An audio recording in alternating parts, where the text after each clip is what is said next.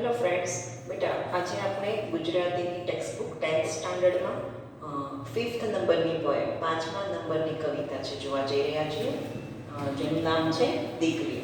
અહીંયા બેટા આપણને કવિ પરિચય આપેલો છે.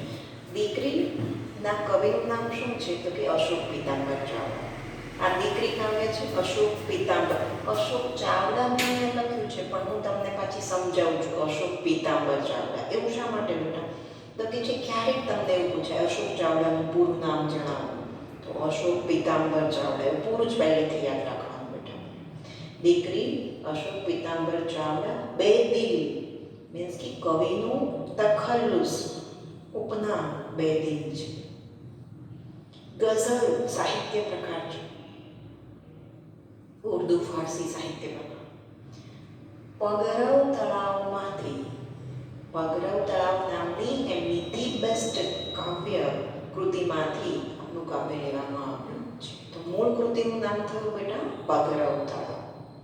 ફરી વખત કાવ્યનું નામ છે દીકરી, કવિનું નામ અશોક પિતાંબર ચાવડા, બેદિલનું ઉપનામ છે, ગઝલ સાહિત્ય સ્વરૂપ છે, અને પગરવ તળાવ નામના કાવ્ય સંગ્રહમાંથી એ કાવ્ય છે અહીં ઉદ્ધૃત કરવામાં આવ્યું છે, લેવામાં આવ્યું છે. તો આ છે ને બેટા સૌથી અગત્યના પ્રશ્નો કે જે તમને અહીં સુધીમાં મેથ ધ ફોલોઈંગ જોડકાજોડ એમાં પૂછાતા હોય છે. એટલા માટે એ બધી માહિતી પહેલાં લખી છે. પછી તો કે આ ઓછી પૂછાતી બધી જ ઇન્ફોર્મેશન છે, એટલા માટે નીચે લખી છે. ક્રમ એવો જ રાખ્યો છે, અગત્યતાના ક્રમ પ્રમાણે લખ્યું છે. આ કવિ છે એનો જન્મ બેટા મંદડાસર નામના ગામમાં, સુરેન્દ્રનગર જિલ્લામાં આવેલું મંદડાસર ગામ છે એમાં એમનો જન્મ થયો હતો. હાલ હયાત છે, અહીંયા જો જન્મ તારીખ છે 23/8/1978. અહીંયા બીજું કાંઈ લખ્યું નથી, તમે જાતે સમજી શકો છો. નહીંતર જન્મ તારીખની જોડે જોડે શું લખી દીધું હોય બેટા? મૃત્યુ તારીખ. પણ અહીંયા નથી લખ્યું, એનો મતલબ બિચારાને જીવવા દઈએ છીએ આપણે. 1978માં એનો જન્મ થયો છે મંદડાસર ગામમાં, જે સુરેન્દ્રનગર જિલ્લામાં આવ્યું છે. અને હાલ એ ક્યાં સેવા આપી રહ્યા છે તો કે ગુજરાત આયુર્વેદિક યુનિવર્સિટીમાં મદદનીશ રજિસ્ટ્રાર તરીકે. મદદનીશ રજિસ્ટ્રાર તરીકે બેદિલ ક્યાં સેવા આપી રહ્યા તો કે ગુજરાત આયુર્વેદિક યુનિવર્સિટીની અંદર. એવા એક કવિ છે, એની કવિતા છે, ગઝલ સાહિત્ય સ્વરૂપ છે, એ આપણે આજે જોવા જઈએ છીએ. ત્યારે એક બહુ જ અગત્યની વસ્તુ બેટા આપણા કવિ માટે જો કોઈ હોય ને આપણા માટે હોય તો આ કાવ્ય છે એ કવિએ ક્યારે લખ્યું છે, શું કામ લખ્યું છે. બહુ બધા કવિઓ ખાસ પ્રસંગોપાત છે કાવ્ય લખતા હોય છે. દાખલા તરીકે છેલ્લું દર્શન કાવ્ય છે એ રાવી પાઠકે પોતાની પ્રથમ પત્નીના મૃત્યુ પ્રસંગે લખ્યું છે. તો આ કાવ્ય છે એ ક્યારે લખ્યું આપણા કવિએ, શું કામ લખ્યું તો કે છે આ કવિ છે આપણા બેદિલ અશોક ચાવડા. એની પુત્રીનું નામ છે મૈત્રી. આ મૈત્રી છે એનું 1 વર્ષ પૂરું થયું. પહેલા બર્થડે પર, પહેલી જન્મગાંઠ છે એની ઉજવવાની હતી, ત્યારે એ નિમિત્તે આપણા કવિએ સરસ મજાનું ધી બેસ્ટ કાવ્ય આપ્યું દીકરી. આપણે બેટા સૌ જાણીએ છીએ કે દીકરી એ કે માતા એ બધા સાહિત્યકારો છે, લેખકો છે, કવિઓ છે, એના ફેવરિટ વિષય વસ્તુઓ છે. જેવું તો દીકરી નામ પડે છે કલમ છે, આમ એકદમ સરળતાથી ચાલવાનું શરૂ થાય, વાચાળ બની જાય છે કલમ. અને આ તો એક પિતા છે, પોતાના ઘરે પુત્રીનો જન્મ થયો, 1 વર્ષની થઈ ગઈ છે, અને એક પિતા પોતાની પુત્રી તરફ વહાલ છે એ વ્યક્ત કરતા કાવ્ય લખે છે. ને આપણું કાવ્ય છે કે શરૂ થયું. શું બેટા? આ પહેલા શેરમાં આવું મેં તમને વારંવાર પહેલા શેરમાં, બીજા શેરમાં આવું બોલ્યા કરીશ. કેમ તો કે આપણું કાવ્યનું સાહિત્ય સ્વરૂપ છે બેટા ગઝલ. ગઝલમાં 2 પંક્તિના જોડાણને શું કહેવામાં આવે છે? શેર. શું કહેવામાં આવે છે? શેર. આ તમને બેટા પૂછાતો પ્રશ્ન છે. ગઝલમાં 2 પંક્તિના જોડાણને શેર કહેવામાં આવે છે. ગઝલ છે એના 3 પ્રકારો છે, વગેરે વસ્તુઓ છે. પણ આપણે જેટલું પૂછાય છે એટલું સમજતા આગળ જોઈએ છીએ. સ્વર્ગની એક એક દેવીની ઝલકમાં દીકરી છે, સુખડ ચંદન ને કુમકુમના તિલકમાં દીકરી. આપણે બેટા એવું સાંભળ્યું છે કે દીકરી વહાલ કેરો દરિયો, વહાલ કેરો ભર્યો ભર્યો દરિયો, આવું સાંભળ્યું છે. એના કરતા પણ એક સ્ટેપ, એક પગલું છે આગળ વધે છે આપણા ગઝલકાર બેદિલ. એ ખાલી વહાલનો દરિયો નથી, તો સ્વર્ગની એક એક દેવીની ઝલકમાં દીકરી.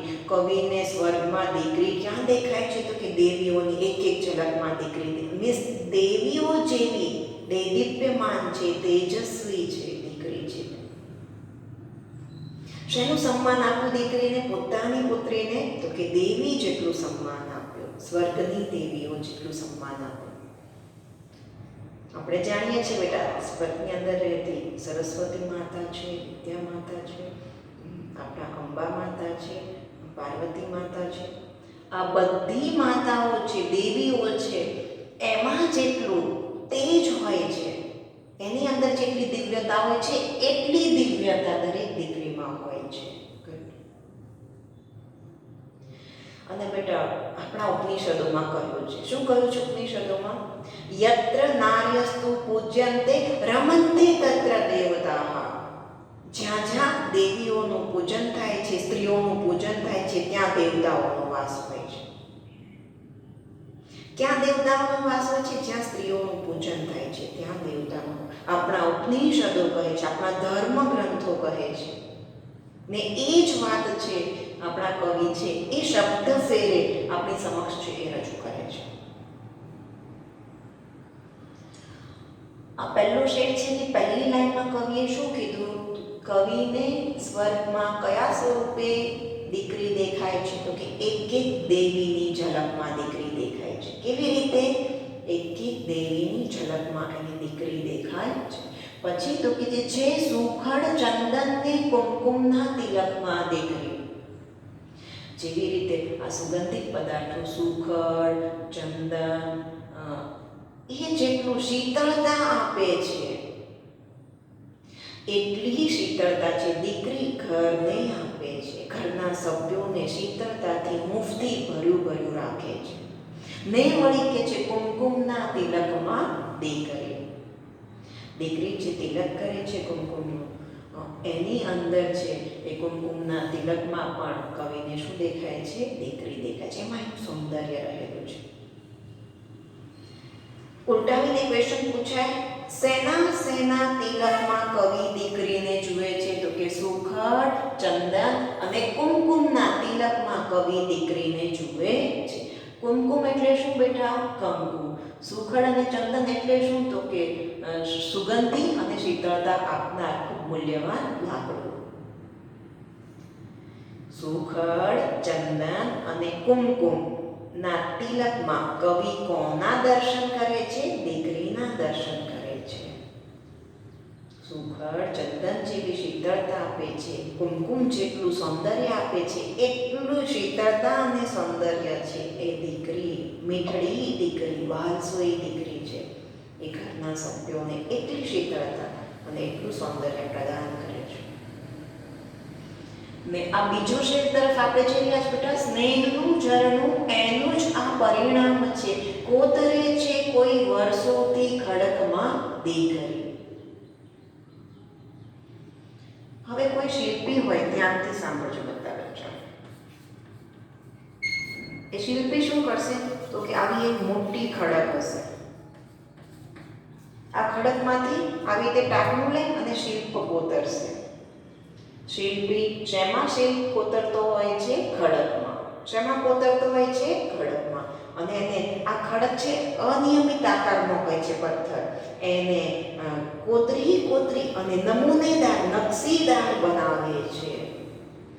ને આપણને ખબર છે બેટા કે પર્વત છે એને કોતરવામાં આવે છે, પર્વતની અંદરથી ઝરણું વહે છે.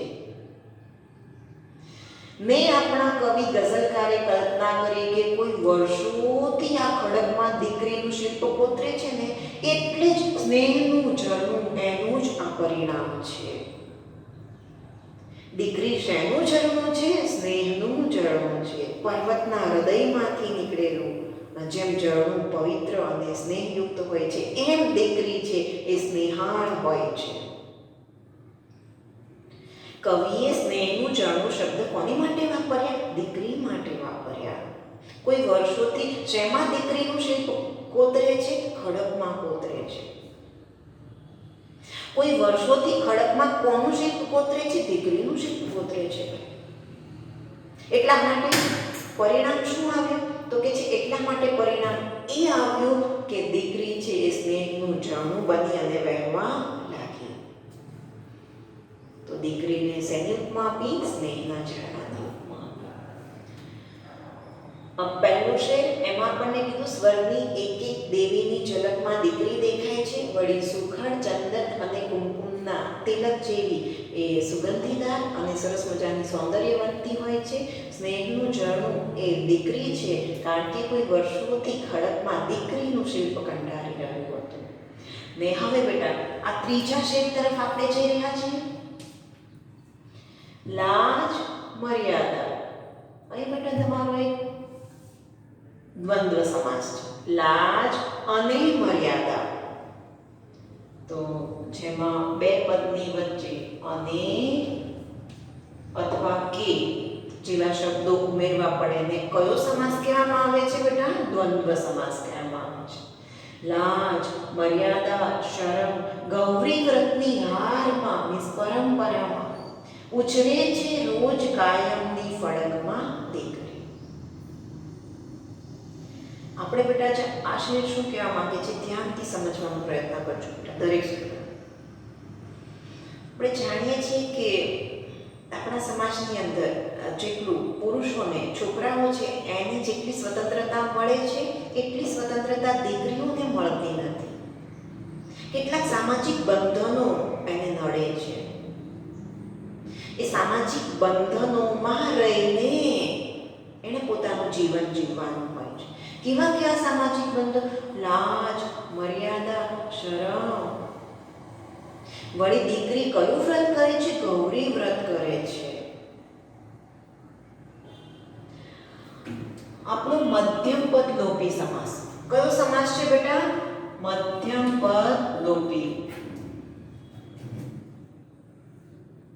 ગૌરી માતાનું કરવામાં આવતું વ્રત મધ્યમાં રહેલા પદનો લોપ થાય છે, એટલા માટે મધ્યમ પદ લોપી સમાસ છે. તમને વારંવાર પૂછાય છે.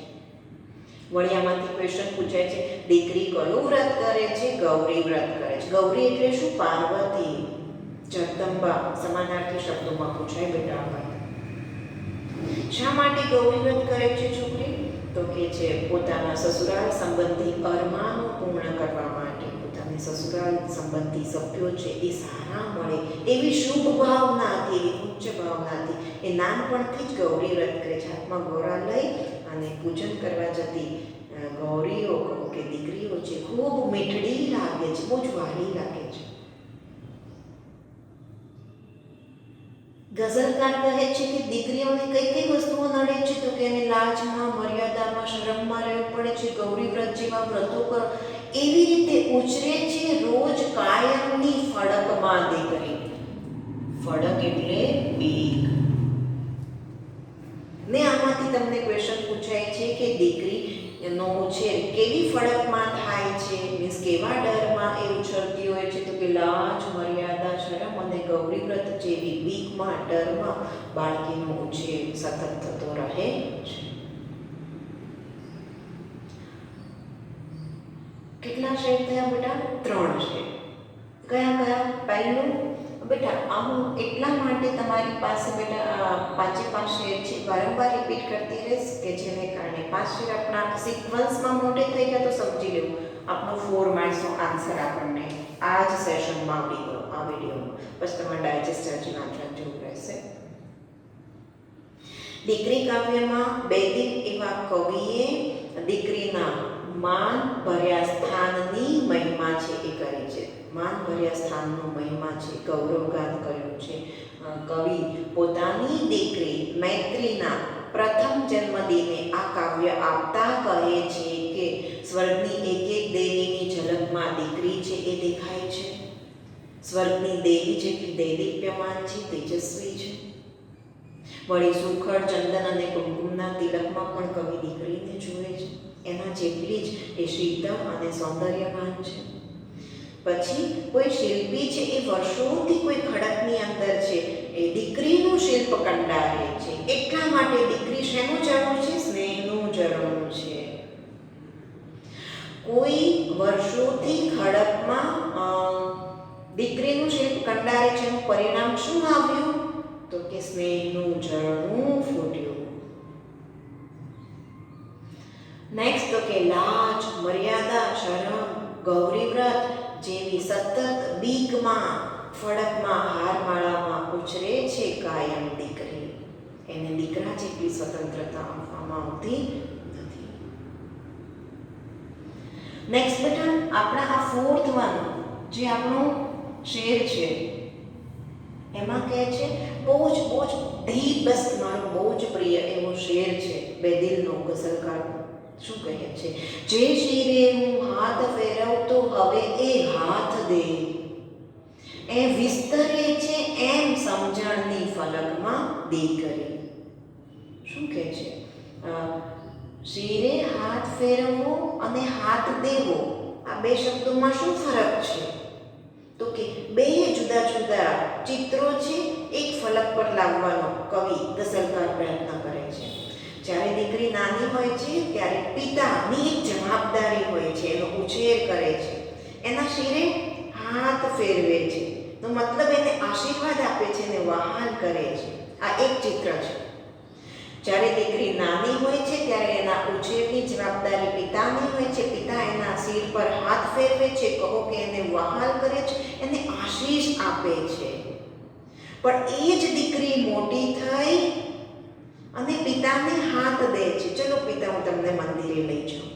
હાથ દેવો એટલે સહારો બનવો, મદદરૂપ થવું, સહાનુભૂતિ જતાવવી, હૂંફ આપવી. ત્યારે પિતાને ખબર પડે છે કે મારી દીકરી છે એ સમજણી થઈ ગઈ છે, વિસ્તરે છે એમ સમજની ફલકમાં દીકરી. પિતાને એવું કેમ લાગ્યું કે મારી દીકરી છે એની સમજણ વિસ્તરી છે, આસમાને પહોંચી છે? આ ફલક એટલે સ્વર્ગ સુધી પહોંચી છે મારી દીકરીની સમજણ. એવું કેમ લાગ્યું? તો કે જે દીકરી નાની હતી અને હું માથે હાથ ફેરવતો, વહાલ કરતો, આશીર્વાદ આપતો, એ દીકરી આજે મોટી થઈ ગઈ છે, એની જવાબદારી એ સમજે છે. એ મોટી થયેલી દીકરી વૃદ્ધ પિતા છે એનો સહારો બને છે, હાથ દે છે, મદદરૂપ થાય છે, સહાયભૂત નીવડે છે, અને હૂંફ આપે છે, અપનાપન આપે છે. ત્યારે પિતાને થયું, ઓહો, મારી દીકરી કોઈ સામાન્ય દીકરી નથી, તો એની સમજણ તો છેક સ્વર્ગ સુધી વિસ્તરેલી એવી સ્વર્ગની દેવી સમાન મારી દીકરી છે. આ તમને બેટા વારંવાર વન સેન્ટેન્સમાં પૂછાતો ક્વેશ્ચન છે કે પિતા હાથ ફેરવે અને દીકરી હાથ દે એટલે શું? તો કે પિતા હાથ ફેરવે એટલે પિતાનું વહાલ, આશીર્વાદ, અને દીકરી હાથ દે એટલે દીકરીનો સહારો. ઓકે, અહીંયા આપણા 4 શેર પૂરા થયા. 5મા શેરમાં આપણને કવિ શું કહે છે? આ પણ ધી બેસ્ટ મસ્ત મજાનો એક શેર છે. આ છેલ્લા 2 શેર છે એ મારા ફેવરિટ, ખૂબ પસંદીદા શેર છે. આ શેરમાં છે ને બેટા, આવા દ્રશ્યો આપણે જોયા છે કે પિતા છે એને મસ્તક પર છે હાથ ફેરવતા હોય, એને વહાલ કરતા હોય. નાની નાની દીકરી છે, કોઈ તહેવાર હોય તો પિતાને પગે લાગે તો પિતા તરત જ એને આશીર્વાદ આપતા હોય છે. એ જ દીકરી મોટી થાય છે, પિતા છે બેઠા છે, ટેબલ પર કેટલી બધી બુક્સ છે, આમાં બોધ્યા કરે છે, તો દીકરી દોડતી દોડતી આવશે, પિતાના ચશ્મા, લો બાપુજી ચશ્મા તમારા. અને પછી પિતા છે ચશ્મા પહેરી અને એને જોઈતી બુક તરત જ લઈ શકે છે. પિતા માત્ર પોતાની દીકરીની સામે સ્મિત કરે છે, એને ખબર પડે છે કે મારી દીકરી સમજદાર થઈ ગઈ છે, મને હાથ દે છે, મને સહારો આપે છે. નહીંતર પિતા બિચારા ક્યારના બુક ખોદતા હતા, મળતી નહોતી. બુક એટલે નહોતી મળતી કે ચશ્મા નહોતા મળતા. ચશ્મા કોણે શોધીને આપ્યા? દીકરીએ આપ્યા. સહારો બન્યા છે. દીકરીનો ઉછેર કરવો એ પિતાની જવાબદારી છે, તો બીજી બાજુ દીકરીએ પિતાને સહાયભૂત બનવું એ પણ એક એનું કાર્ય છે, ઉમદા કાર્ય છે.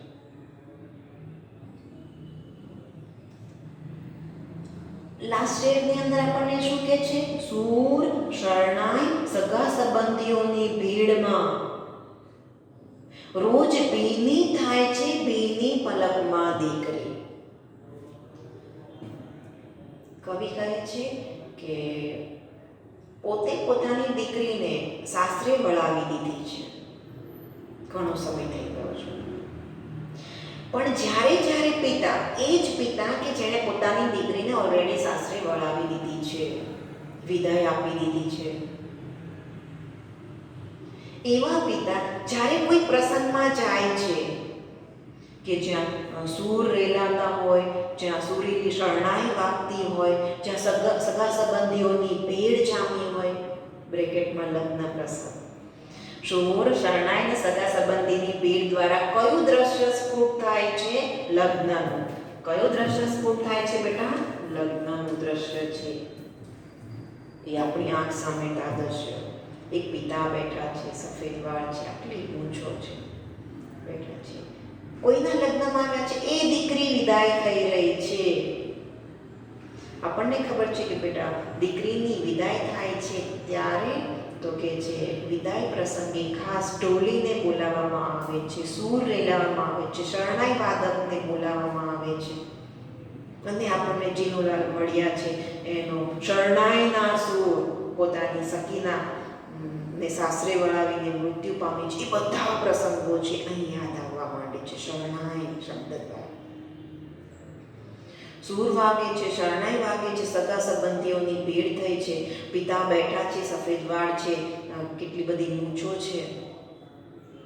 કોઈની દીકરી છે આમ સસુરાલમાં જાય છે એટલે એક પિતા છે એ પોતાની લાગણીઓ પર, પોતાની ભાવનાઓ પર કાબુ રાખી શકતો નથી અને રડી પડે છે કે આવા જ સમયે મેં પણ મારી દીકરી છે એને વિદાય આપી છે, સસુરાલ મોકલી છે.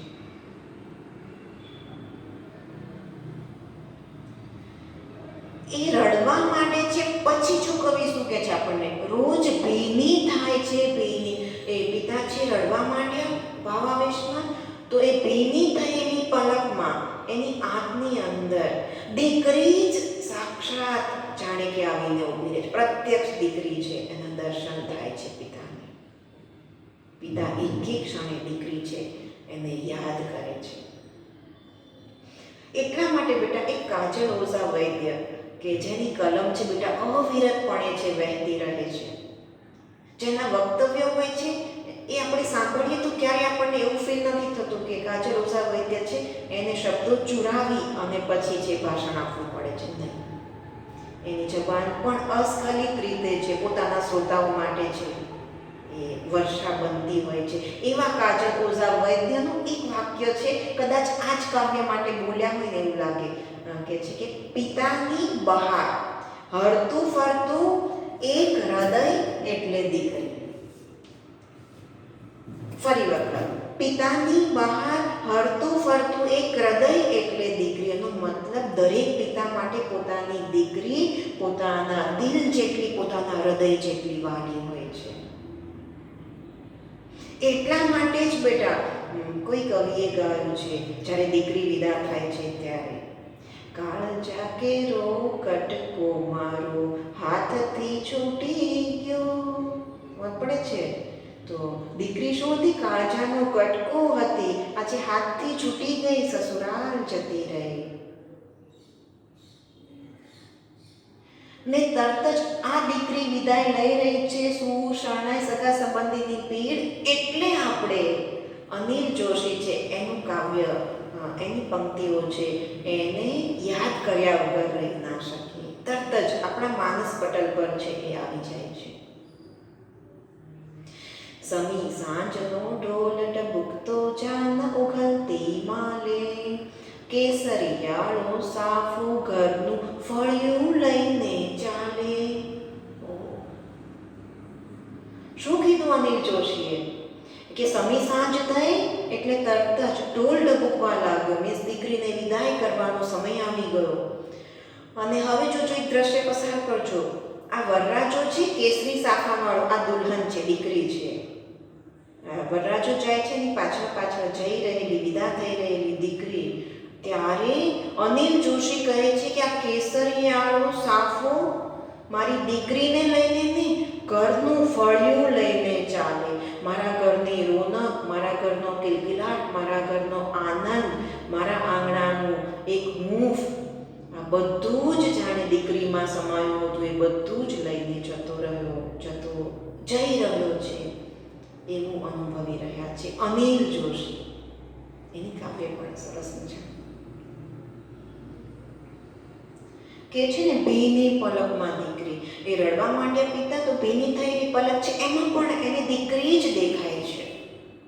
અને તેથી જ કહ્યું છે કે માતા પિતાની આંખમાં આંસુ બે વાર આવે છે.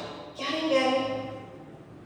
એક દીકરી ઘર છોડે ત્યારે ને બીજું દીકરા તર છોડે ત્યારે.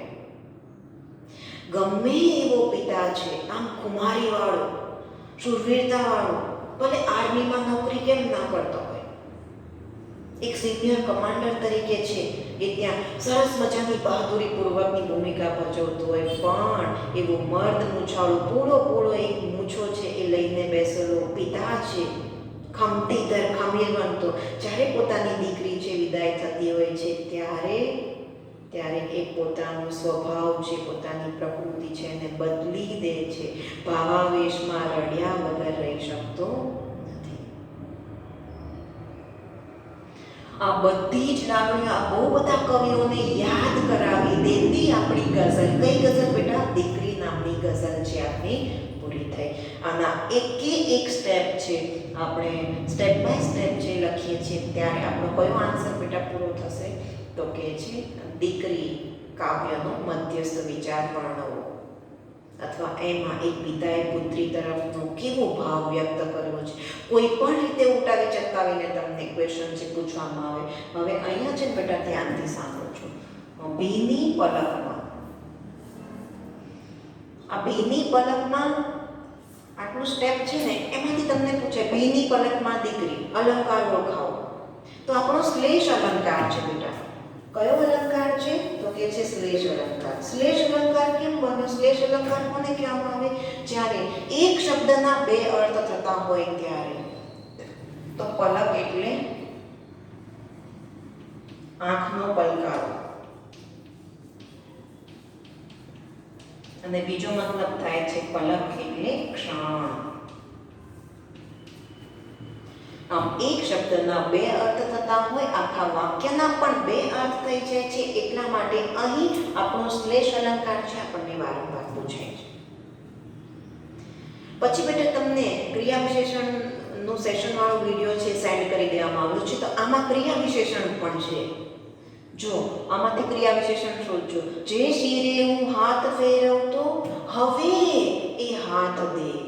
તો હવે સમયવાચક ક્રિયા વિશેષણ છે. કયું ક્રિયા વિશેષણ છે બેટા આપણું? તો કે છે સમયવાચક ક્રિયા વિશેષણ છે. અહીંયા ગૌરીવ્રત તો કે મધ્યમ પદ લોપી સમાસ છે આપણો. લાજ મર્યાદા, લાજ અને મર્યાદા દ્વંદ્વ સમાસ છે. સમજ પડે છે? તો આવા ગ્રામેટિકલ ટોપિક પણ આપણી કાવ્ય છે એ ભણતી વખતે, જોતી વખતે આપણે ખાસ ધ્યાનમાં રાખવાના રહેશે. પછી બેટા તમને 10th સ્ટાન્ડર્ડમાં કે જે 9thમાં નહોતો એવું એક ગ્રામેટિકલ ટોપિક આવશે ને એ અહીંયા રહેલો છે. હું તમને સમજાવવાનો પ્રયત્ન કરું. આજથી અહીંથી સમજવાનું શરૂ કરીએ તો એન્યુઅલ નજદીક આવે છે ત્યારે એક અઘરો દેખાતો ટોપિક પણ સહેલો બની જાય. શું? તો કે છે શબ્દ ભેદે અર્થ ભેદ દર્શાવો. મીન્સ થોડો શબ્દની થોડી જોડણી ફરી જાય છે તો કેવો અર્થ બદલાઈ જાય છે એ બે અર્થ આપણે આપવાના હોય છે. દાખલા તરીકે અહીંયા બેટા આપણને આપ્યું છે પરિણામ, અને બીજો શબ્દ તમને આપ્યો હશે પરિમાણ. આ પરિણામ છે ને આ પરિમાણ છે. તો આ બંનેના શું અર્થ થાય છે આપણે લખવાના હોય છે. તો આપણે અર્થ બેટા છે એ લખીએ છીએ. પરિણામ એટલે ફળ અને પરિમાણ એટલે માપ. આવું લખીએ છીએ બેટા તો આપણો 1 માર્ક્સ છે એ સલામત બને છે. આ તમારા સિલેબસમાં 10th સ્ટાન્ડર્ડમાં આવતો તમારી માટે નવો ગ્રામેટિકલ ટોપિક છે. દાખલા તરીકે એક્ઝામ્પલ આપું છું, ધ્યાનથી સાંભળજો. હિના અને હિના છે તો બેટા બંને હિના છે. તો આ હિના છે એ હસ્વ છે. હિના એટલે મહેંદી અને હિના એટલે વગરના. આવો થોડો ફરક આપણે કરીએ બેટા જોડણીમાં તો એનો અર્થ કેવો બદલાઈ જશે. બદલાતા અર્થો આપણે આપવાના રહેશે. જસ્ટ દીન અને દીન તો આપણને ખબર છે દીન એટલે દિવસ અને દીન એટલે દરિદ્ર, ગરીબ, રંગ. તો આ બેટા આપણો ગ્રામેટિકલ ટોપિક છે. હવે હજુ અહીંયા મને એકાદો અલંકારનું ઉદાહરણ દેખાય છે, દ્રશ્યમાન થઈ રહ્યું છે આપણી ગઝલના શેરમાં. કોતરે છે કોઈ વર્ષોથી ખડકમાં દીકરી. બેટા ખડકમાં તો મૂર્તિ કોતરાય છે પણ અહીંયા દીકરી કોતરે છે. તો બેટા એ આપણો કયો અલંકાર બનશે? સજીવારોપણ. આ ઉદાહરણમાં કયો અલંકાર રહેલો છે? તો કે સજીવારોપણ અલંકાર રહેલો છે. ઓકે, એક એક વાક્યમાં લગભગ બધા જ પ્રશ્નો છે આપણે ડિસ્કસ કરતા કરતા આગળ નીકળ્યા છીએ. હવે બેટા તમને આમાંથી આત્મલક્ષી ક્વેશ્ચન ક્યારે પૂછાય છે? દાખલા તરીકે તમારી દ્રષ્ટિએ દીકરીનો ઉછેર કેવી રીતે થવો જોઈએ? તમારી દ્રષ્ટિએ મીન્સ વિદ્યાર્થીએ પોતાના વિચારો વ્યક્ત કરવાના છે. આનો આધાર લો. આ શેર લખો ના લખો નહીં, આત્મલક્ષી છે. પૂરેપૂરા આપણા વિચારો છે આપણે વ્યક્ત કરીએ છીએ. અને અહીંયા બેટા જે તે વિદ્યાર્થી છે એને પોતાનું પેપર છે બીજા વિદ્યાર્થીઓ કરતાં ડિફરન્ટ કંઈક વધારે સારું ગુણવત્તાભર્યું દેખાડવાનો ધી બેસ્ટ ચાન્સ હોય છે. કારણ કે બીજા બધા આન્સર કેવા હશે? ઢાંચાબંધ હશે, ડાયજેસ્ટમાં હશે, એવા ને એવા બધાએ લખ્યા હશે. જ્યારે અહીંયા દરેકે દરેક વિદ્યાર્થીનો આન્સર જુદો હશે. તો આપણે આન્સર છે ક્વેશ્ચન બોલું છું હું અને આન્સર બોલું છું. આવું આવું આવું આવું આપણે લખી શકીએ છીએ. પછી તમે તમારા વિચારો એમાં ઉમેરી શકો છો. તમારી દ્રષ્ટિએ દીકરીનો ઉછેર કેવી રીતે થવો જોઈએ? તો આપણે આન્સર બોલીએ છીએ. સૌથી પહેલાં તો કે દીકરી વિશે રહેલી ગેરમાન્યતાઓ છે, ગેરસમજો છે, ખોટી કહેવતો છે એને માનસમાંથી દૂર કરવી જોઈએ.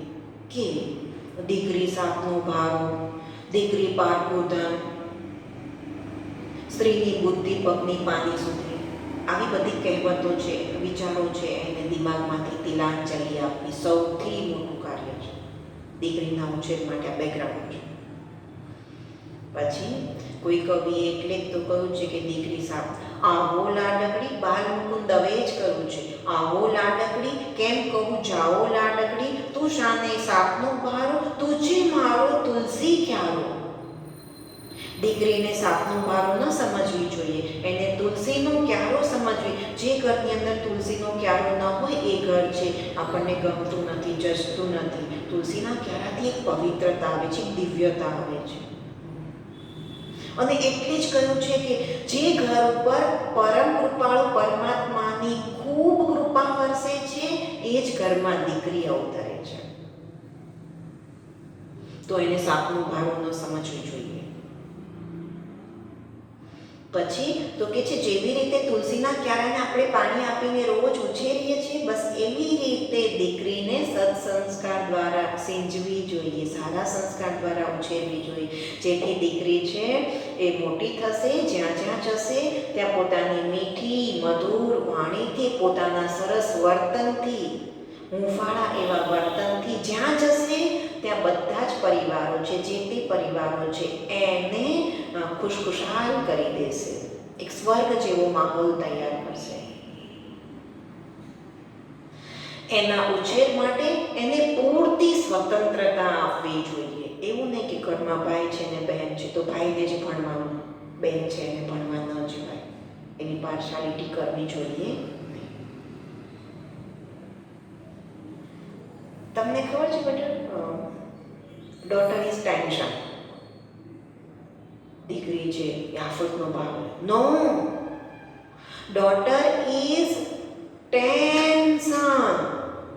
મીન્સ એક છોકરી છે 10 દીકરા બરાબર છે. તો આપણે એનો ઉછેર પણ એવી જ રીતે કરવો જોઈએ. આપણે તેજમલ કાવ્ય ભણીને આવ્યા છીએ. તેજમલે દાદાને હિંમત આપી, યુદ્ધમાં ગઈ, યુદ્ધમાં વિજય અપાવ્યો. આ ઉક્તિ સાર્થક કરે છે કે સ્ત્રી દીકરી અબળા નથી હોતી, એ 10 દીકરા બરાબર હોય છે. આપણે બેટા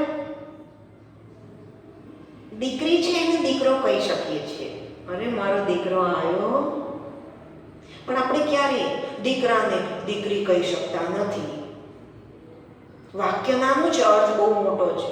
શું એનો મતલબ એમ થાય છે કે દીકરી અને દીકરાની બેવડી ભૂમિકા ભજવી શકે છે, પણ દીકરો દીકરીની ભૂમિકા ક્યારેય ભજવી શકતો નથી. તેથી આપણે એના ઉછેરમાં છે એ પૂરેપૂરી એને સ્વતંત્રતા આપવી જોઈએ. નેક્સ્ટ, એના ઉછેર માટે જે વસ્તુઓની જરૂર પડે છે, જે સંસ્કારની એને જરૂર પડે છે, જે વાતાવરણની, એ વાતાવરણ એને પૂરું પાડવું જોઈએ. તો ને તો જ આપણી ઉક્તિ યત્ર નાર્યસ્તુ પૂજ્યન્તે રમન્તે તત્ર દેવતા, આપણી ભારતીય સંસ્કૃતિ સચવાશે, આપણો સમાજ છે તંદુરસ્ત બનશે, આપણો સમાજ છે, આપણો દેશ છે વિશ્વની પ્રગતિ છે હરણફાળ બનશે. આવું તમે લખી શકો છો આ આન્સરમાં. કયા આન્સરમાં? દીકરીનો ઉછેર કેવી રીતે થવો જોઈએ.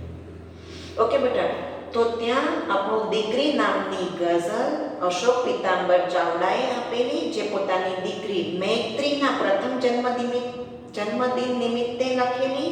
એ ગઝલ એક વાક્યમાં પ્રશ્ન જવાબ, સવિસ્તર પ્રશ્ન જવાબ અને ગ્રામેટિકલ ટોપિકની સમજૂતી સાથે પૂરી થઈ. ઓકે બેટા, મળીએ છીએ નેક્સ્ટ વિડીયોમાં કોઈ નવા ટોપિક સાથે.